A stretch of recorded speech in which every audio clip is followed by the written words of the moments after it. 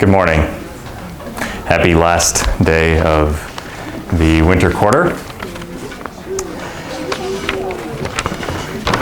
We have an exam on Wednesday.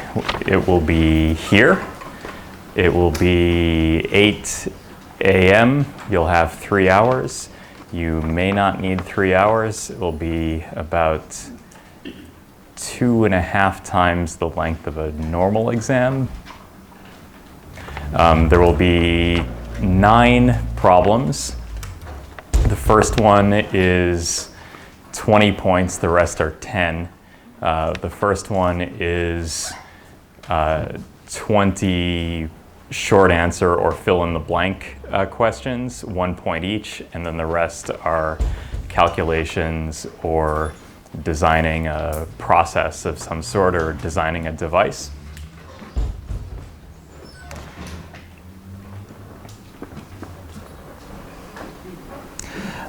For those of you who have space in your schedule next quarter, I'm teaching NanoSeng 134, which is the polymeric materials class. That will also be available on YouTube if you still want to take the class but can't sign up for it. I'm also teaching a 1-unit freshman and sophomore seminar called Scientific Communication and Professionalism, which is Revel 87, and it will be once a week, about 8 sessions per quarter, or in the quarter, and it's going to be Tuesdays at 10 a.m. in the Revel Formal Lounge, but you have to sign up soon because if I don't get 10 people in the class, I'm going to cancel it.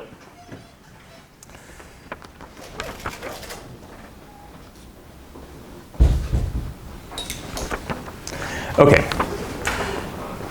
what did we talk about? What did we do over the last 10 weeks?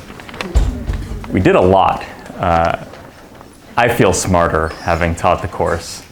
I hope you feel smarter for having taken it. We started out with a broad overview of what effects become important as we confine physical sizes of objects. And we found that surface tension was important.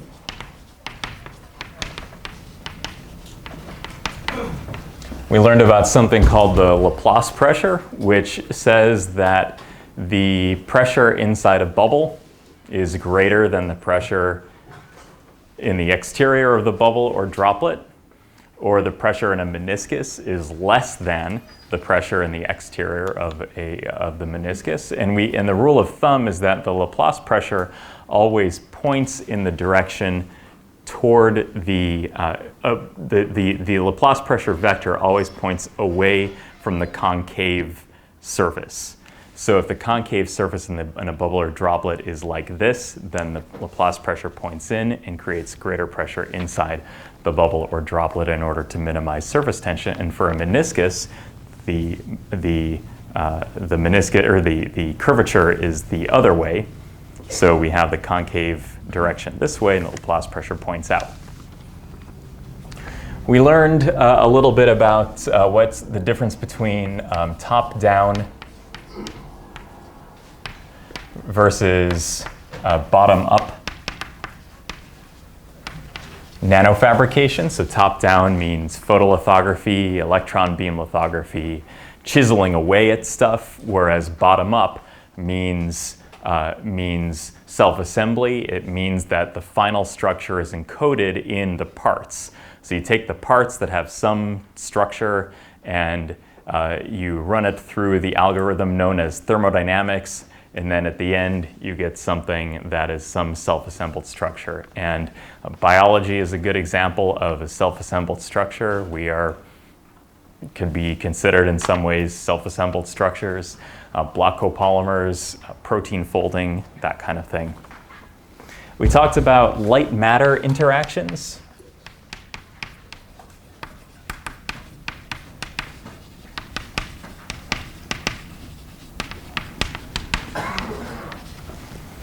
Just some light matter interactions, no big deal. As opposed to heavy matter interactions. No, light matter interactions. We talked about the differences between absorption, scattering, what happens when a photon is absorbed with the electrons. We talked about thermalization down to the band edge. We talked about what is a band gap, a little bit about quantum dots.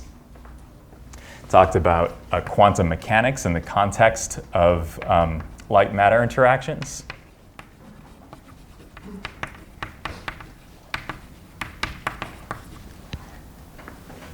And we talked about organic dyes that have this structural motif of alternating single and double bonds, which give rise to a band gap in first the ultraviolet, and then as you get longer and longer in the visible. That's how chlorophyll works. That's how green fluorescent protein works. The amino acids arrange in such a way to give you this conjugated arrangement. And we talked about quantum dots, and we talked about a few applications of quantum dots as the diffuser panels in liquid crystal displays as a commercial application of quantum dots. And we also talked about the operation principles of LCDs in particular. Talked about the operational principles of solar cells, both conventional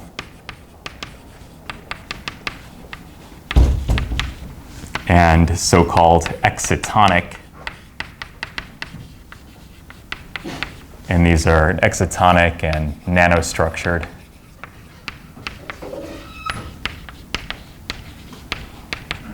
Excitonic or nanostructured solar cells have lower dielectric constants and therefore require two materials to split the charges, whereas in a conventional solar cell, the charges are split immediately upon absorption. And that leads to some interesting differences that I talked about in the lecture about halfway through the class.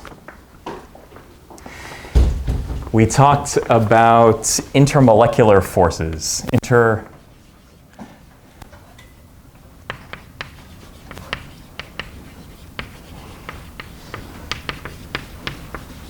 Intermolecular and surface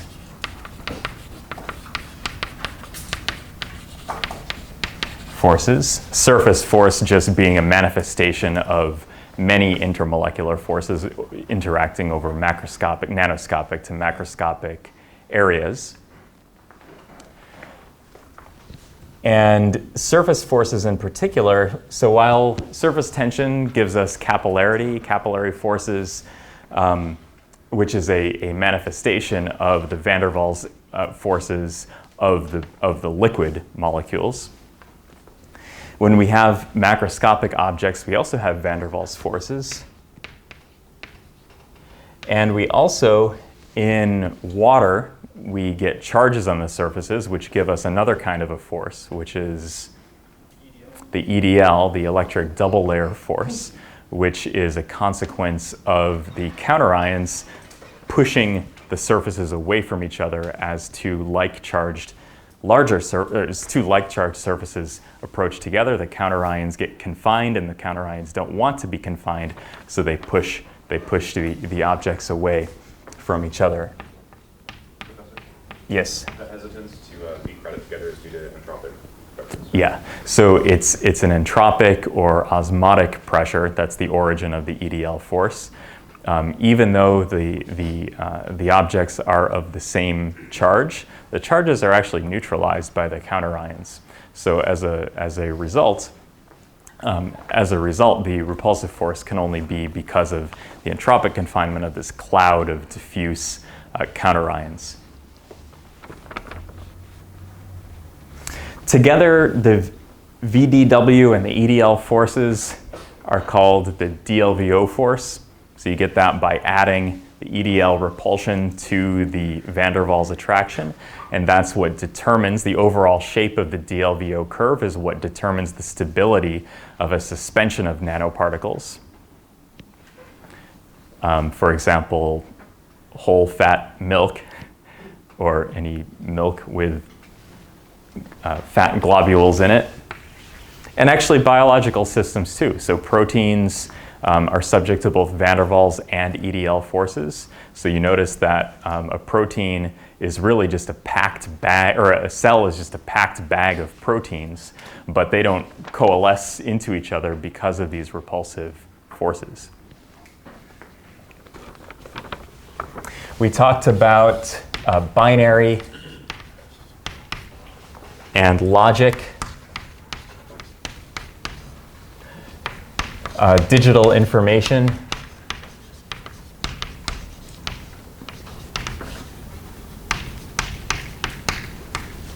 digital information storage. And we did this in preparation, well, because binary and logic and digital information processing is the most important commercial application of nanofabrication engineering. So Intel and AMD and IBM and Samsung are making these devices by the techniques that we talked about in class. In particular, the techniques of semiconductor manufacturing,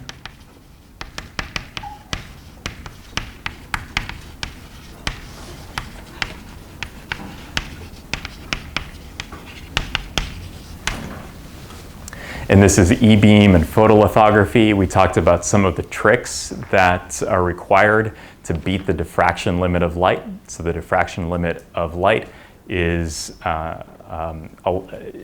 would limit the available resolution to something around the wavelength of light you use to expose the photoresist film through a mask. And what's the wavelength of light that's used?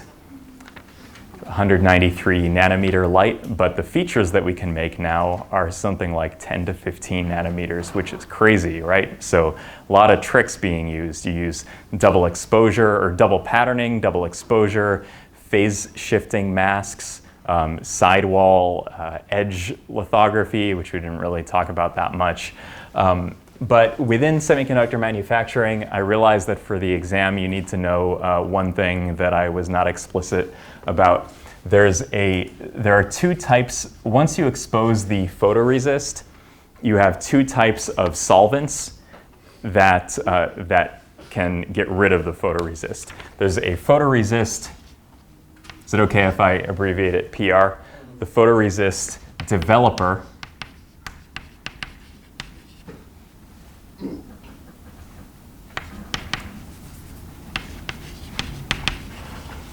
Photoresist developer, that's in analogy to photography. If you've ever done work in a dark room for photography, there's a developer, then a stopper, then a whatever solution.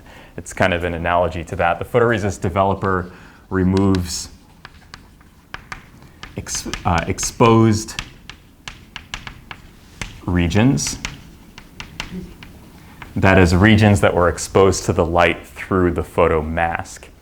Then there's another solvent called a photoresist stripper. Laugh now, yes, yes, it's funny. And what it does is it removes everything.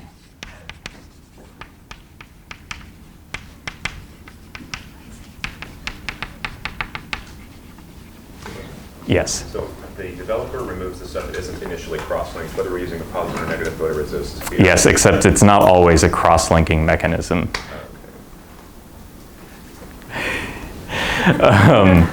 It's not always a cross-linking mechanism. Sometimes the light makes something soluble in the case of a positive resist.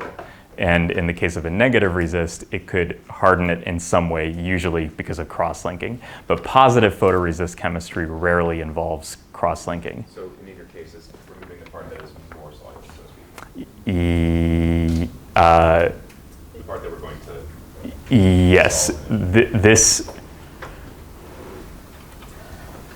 Okay, yes, that question brings up. This is for, removes exposed regions for positive photoresist and unexposed for negative photoresist. What it does is develops the image. don't worry about what it removes. It's what gives you the image. Some of the photoresist has to be left behind, otherwise you don't get an image on the but the photoresist stripper removes everything, which you need at the end of a process, right? Because you can't. There's no photoresist left over in a microchip, so you need the. Okay. Not that there's like a process flow problem on the exam or anything. There is.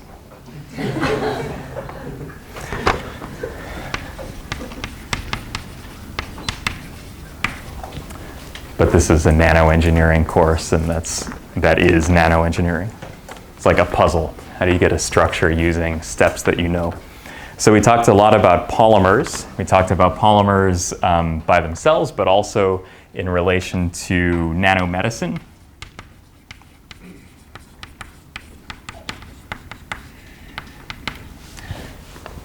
Talked about passive and active targeting. Passive targeting, the best examples are EPR and pH effects.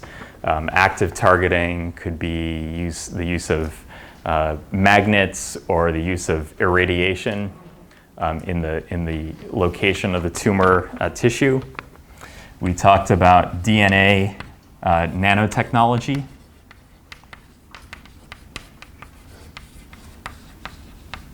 Gene sequencing, what fraction Neanderthal DNA I have. The Illumina shotgun sequencing technology. We talked about nanophotonics.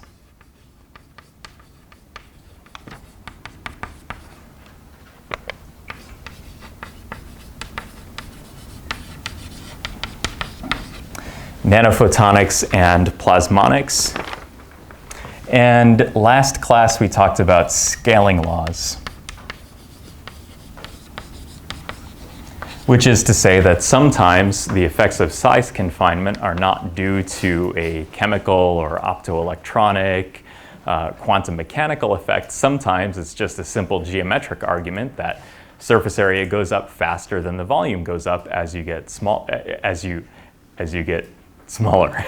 So the volume goes up faster than surface area goes up as you get bigger, and the reverse is true as you get smaller. Flea, a lot of surface area.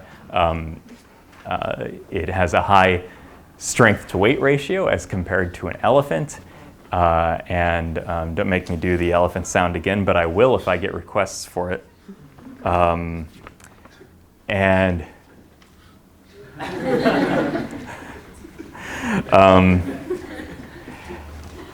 And so smaller animals tend to have a higher strength to weight ratio than larger animals, but they also have a higher metabolic rate. They're a little bit, perhaps, in a sense, less efficient, but it's because they have more surface area per unit volume to dissipate the heat energy generated by producing all of this force.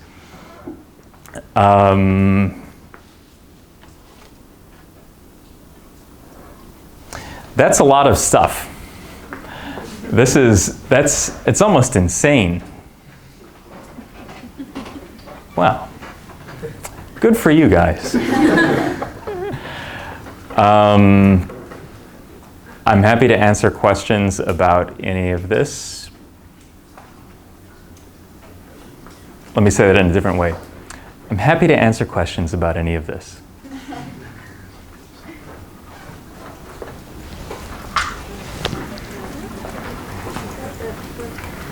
You're all ready to get hundreds on the final. Yeah. So I have a conceptual question about the cross pressure. So the pressure is like pushing the bubble inwards, right? Mm-hmm. So it keeps it from collapsing on itself. There's a pressure difference. Yeah, well, there's going to be some equilibrium that is developed that's a really good question. There's an equilibrium between the hydrostatic pressure and the pressure in the bubble, And you have to take into account the number of the fact that there's actually a finite amount of stuff in there. Sometimes with small bubbles, solubility of the gas actually will play a role, and if the gas is soluble, the bubble will be compressed into oblivion, which can happen. Bubbles with the same amount of gas in them will be smaller at the bottom of the ocean than they will be at near the surface of the ocean. But it's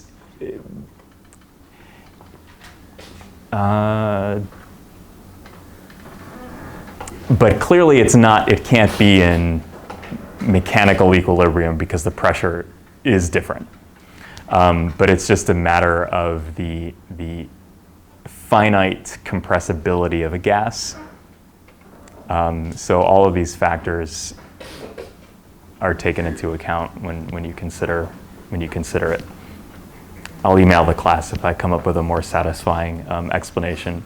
But you're either stuck between the Pauli exclusion principle from having infinite pressure on a gas, or the solubility of the gas molecules in the liquid. For example, all of those bubbles of carbonation of CO2 are actually dissolved in a can of soda.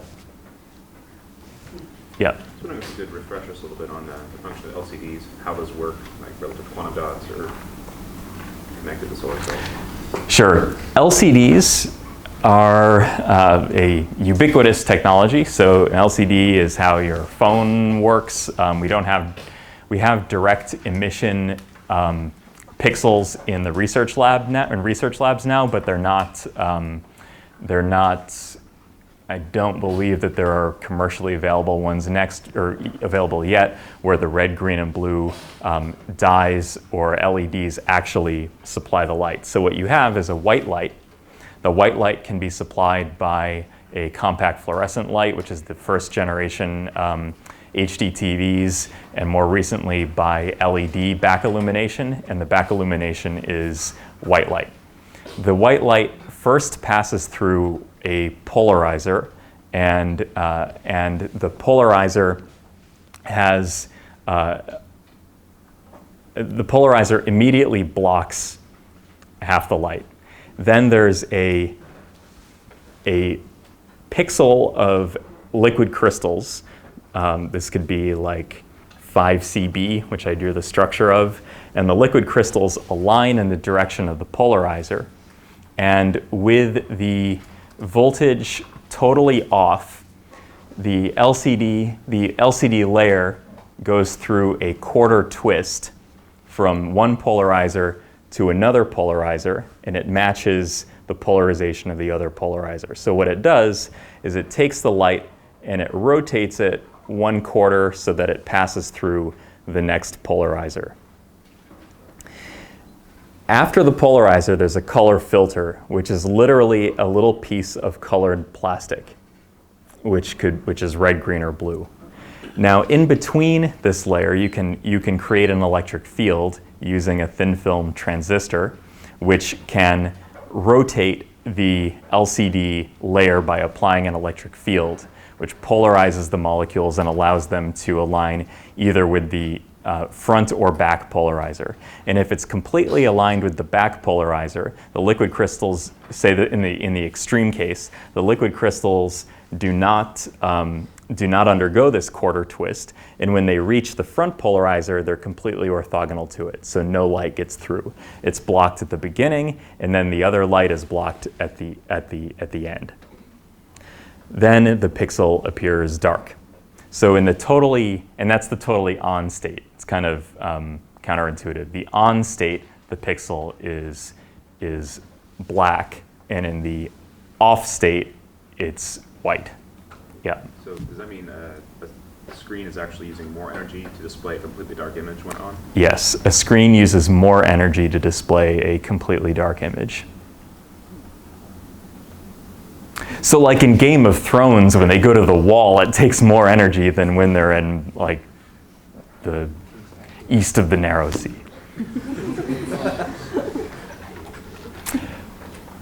It's hot in here. Yeah. Are there any advantages to using an analog computer versus a digital computer? Are there any advantages to using an analog computer versus a digital computer? In principle, yes, because we are analog computers, but I am not smart enough to answer your question in more detail than that. But I taught you all this stuff, so I'm pretty smart. Yeah.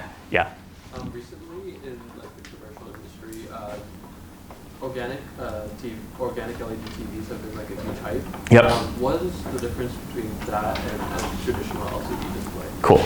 So an organic LCD display. So I told you about the backlight. First it was a CFL backlight, then it was an LED backlight. The LED backlight still only had one intensity value. It just sent it in equal proportions to every pixel. An organic LED display has a backlight that is addressable at every single pixel. It has a white LED that's addressable at every single pixel. You still use the liquid crystals and the color polarizers in order to tune the exact amount of light that passes through. There's a next generation of organic LEDs that's coming out where the backlight is not a white light, but is actually an emissive pixel that emits at either red, green, or blue, which is a huge advantage because it allows you to get rid of all of the LCD stuff and the color filter so that you have one component giving you the entire gamut of color. So you just have three individual light-emitting devices, the red, green, and blue, for each pixel, and then you shine them at different intensities, and it gives you the whole color gamut that you can see. The advantage of a white backlit OLED display that are available in Best Buy now is that, or wherever fine TVs are sold, is that you can turn a pixel completely off. So you can have a completely dark pixel, whereas you can't in a normal display. Like even on your phone, when you turn it on, it goes from off to, even before the Apple or Android symbol comes up, it's a black screen, but it appears lit. Like if you look at it closely, it kind of comes on a little bit. So that gives you a poor contrast ratio. If you have dark colors on a screen where you can't turn the pixel completely off, then that gives you a bad contrast ratio. They used to use a lot of tricks in LCD technologies, like they used to have a dimmable backlight and some TVs still have this, where the backlight actually goes down and back up when you go from like the credits in a movie to the movie. If there's a black screen behind the credits, sometimes you can see like the TV getting brighter or darker, and that's trying to compensate for the fact that the contrast ratio of a typical LCD screen is bad. That was a good thing about plasma TVs back when they still made plasma TVs, because you could turn the pixels totally off. But plasma TVs used many times the energy of an LCD TV, so because of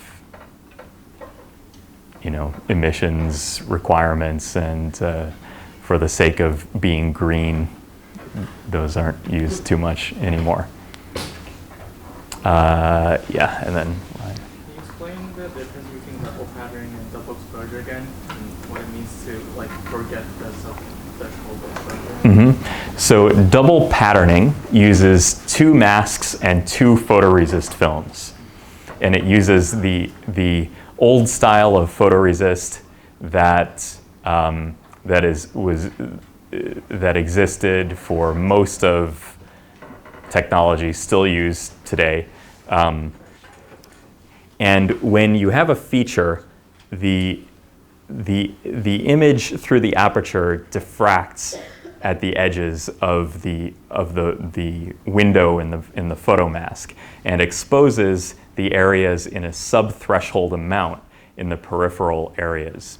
If you have another feature that's too close to the first feature, then those tails of subthreshold exposure will bleed into each other and cause that area to be exposed. In double patterning, you get rid of the first photoresist film after you modify the bottom layer somehow. Then you get a new then you apply a new photoresist, a fresh photoresist film. Then you get a new mask, and then you expose in the areas that you didn't expose the first time. Then again, you modify the bottom surface. So after each step, you get half the resolution, and then you get the full resolution after the second step.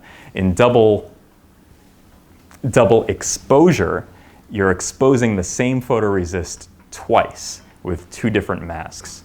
When you expose the same photoresist film twice, there's ordinarily a problem because you have these regions of the film where light has diffracted and has exposed those regions in a subthreshold amount.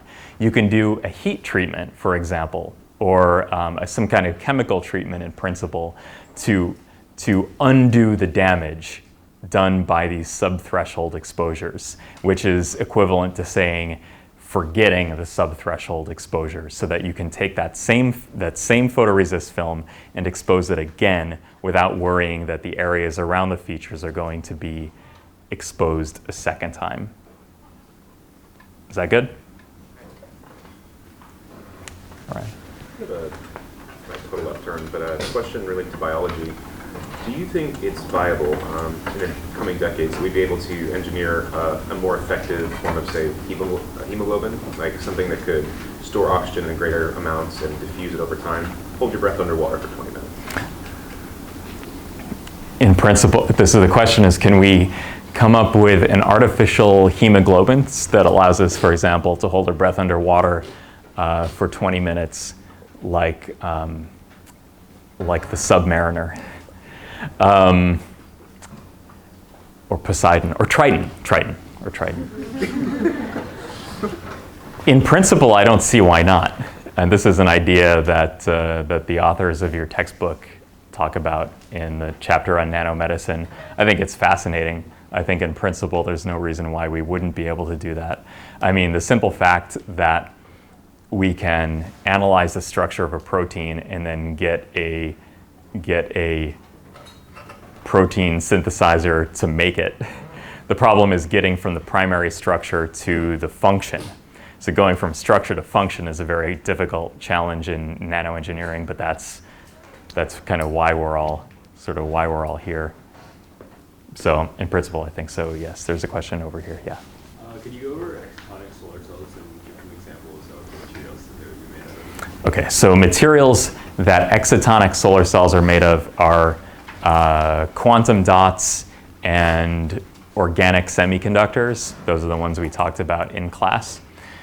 A conventional solar cell would be silicon or gallium arsenide or any bulk semiconductor.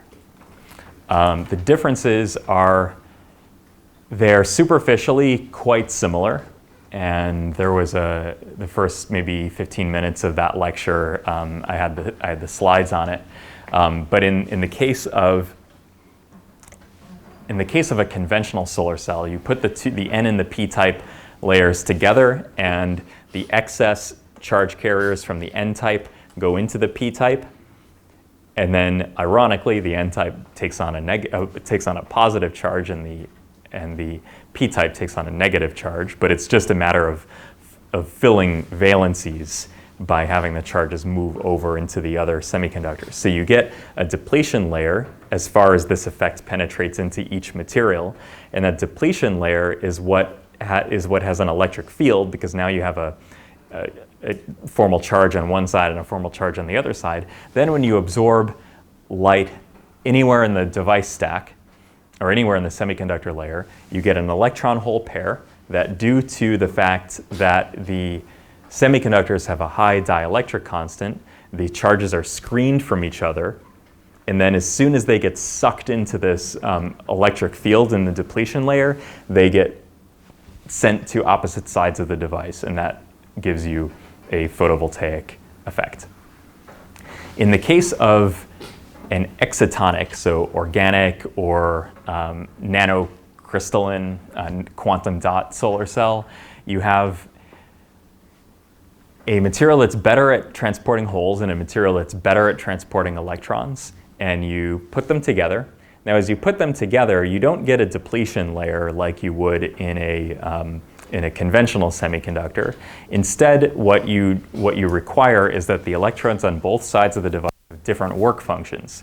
And the different work functions, when you connect them through an external circuit, give you this equilibration of the Fermi energies, or the electrochemical potentials of the metals. So some electrons go to one side, some holes go to the other side in order to bring the system to equilibrium, and that produces an electric field in the device.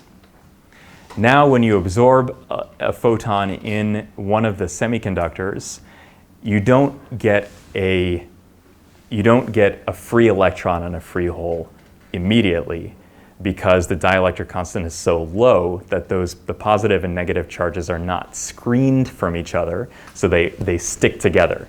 And they don't come apart until they reach an interface with the other material. And then the electron hops over to the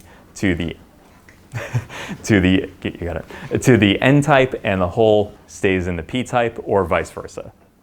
Then, because there's an electric field set up by the fact that we have two different work functions of the electrodes, then the charges can drift to their appropriate sides. There are a lot of other more subtle mechanisms at play, but those are the basic differences. Yeah, just because we'll even everything out in terms of airtime. I don't understand particularly when it comes to quantum dots. Like, are they just metal or organic or what? So quantum dots are semiconductors. They're tiny little semiconducting particles like lead sulfide or lead selenide or cadmium selenide, cadmium sulfide. It could be a lot of things. And when you synthesize them, so they're all inorganic right now, but when you synthesize them in the presence of these organic capping agents that limit the size and the growth directions. And when you deposit these organic groups also make the quantum dots soluble. So this will not be on the exam because I didn't talk about it before today, but when you cast a film of these materials, you retain the ligands, they're called, the organic groups that make these things soluble so that you can synthesize them in a flask. And it's in part the organic ligands that give them a lower dielectric constant, for example, but it also gives them their processability. Why is it only with semiconductor? Why is it not connected with organic material if it's only a like? The last part of the question was what? It's only like depending on the size for the quantum dot. So why does it have to be a semiconductor and not a metal? Or so you could have an organic quantum dot. For example, a graphene flake that's small enough behaves like a quantum dot. So size confinement of graphene actually creates a band gap. So graphene normally has a 0 band gap, but as you get smaller, you get a band gap in the same way that you do with a quantum dot.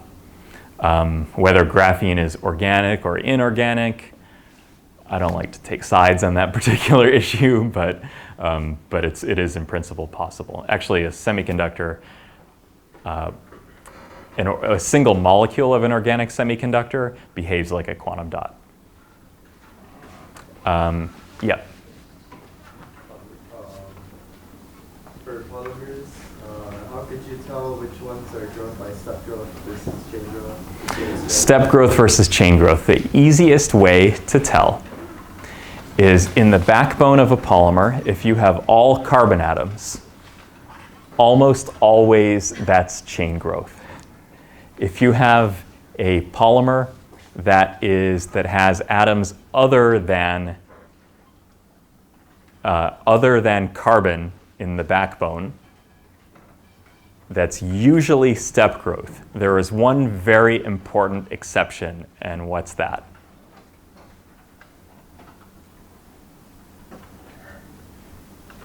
Proteins. Proteins, because the formation of a protein is catalyzed by an enzyme which adds the amino acids one at a time in a chain growth mechanism. There are exceptions to these rules, but for our purposes, the reason you have all carbon atoms in the backbone of a chain growth mechanism is usually you made them by polymerizing something that has a double bond hanging off of it. So if there's a double bond, the double bond adds to the next double bond, and one of those bonds, it's kind of like a switch, like it comes off of this bond and goes to the next one, and then to the next one, and to the next one. So that happens in radical polymerizations or ionic polymerizations, whereas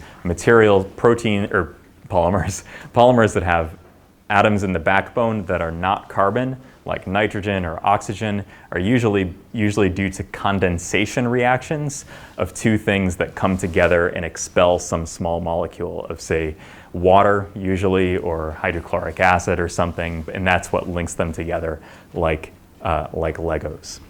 This clock is wrong. Can I get a time check from somebody? It is 9:45. Okay. Never mind. Okay, I want to leave you with a few final thoughts. I often get the question, what is nanoengineering? What am I going to do after I get my degree? Nanoengineering, it doesn't really exist at other universities. Will my employers know what nanoengineering is? And so let me give you, if I had the opportunity to do a nanoengineering degree, that's what I would have done.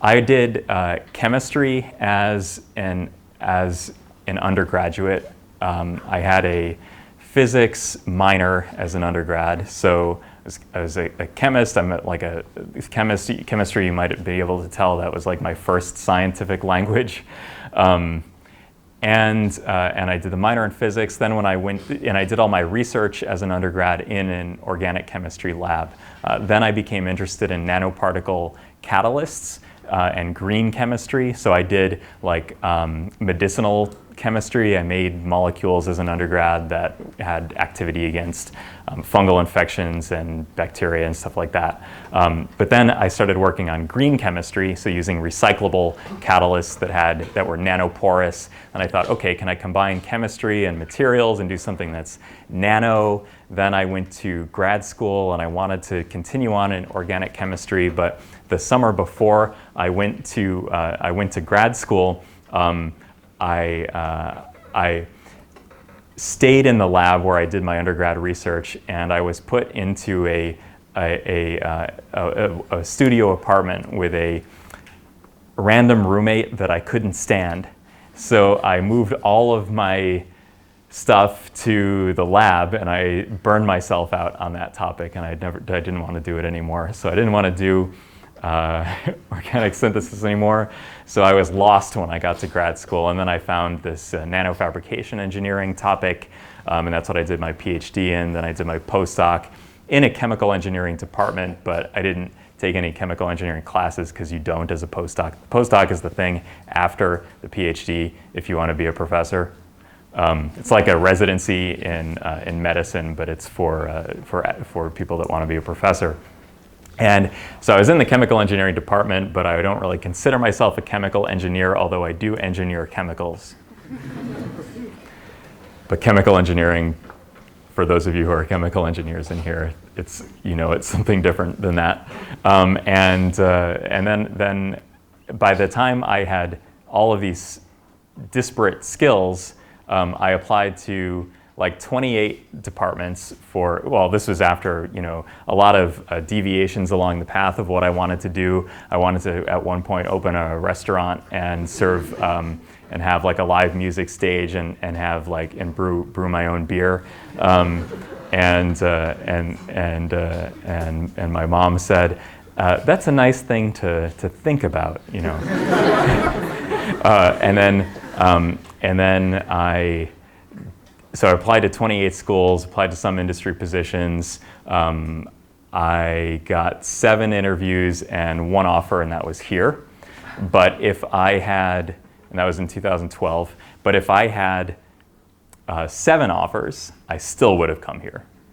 And the reason is because nanoengineering is really the topic that you make it to be. While it is true, probably, that computer science might have more jobs that you can more easily just plug computer science skills directly into, I don't think that's why you chose to be a nanoengineer. I think you're here because you're interested in the absolute cutting edge of science and technology.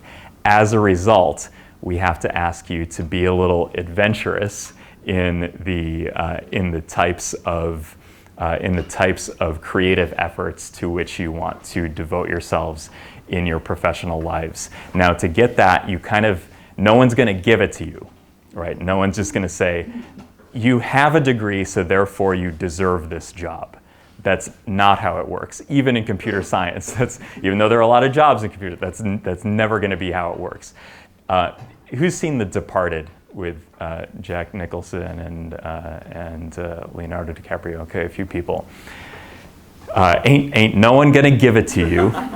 You got to take it. So I think this is the adventurous spirit that nanoengineers have. That's why you're here to begin with. Keep your GPAs as high as possible. Do internships. Do research in labs. Do internships with companies. Make connections. And you'll be fine. Have passion, and you'll be fine. Have passion. Take opportunities that come to you. Bring your passion wherever you go. This is incredible that you've learned all this. This is, to be honest, the favorite class I've ever taught at UCSD. And this is the first time I've taught it. So thank you very much for your attention the last 10 weeks, and I'll see you later.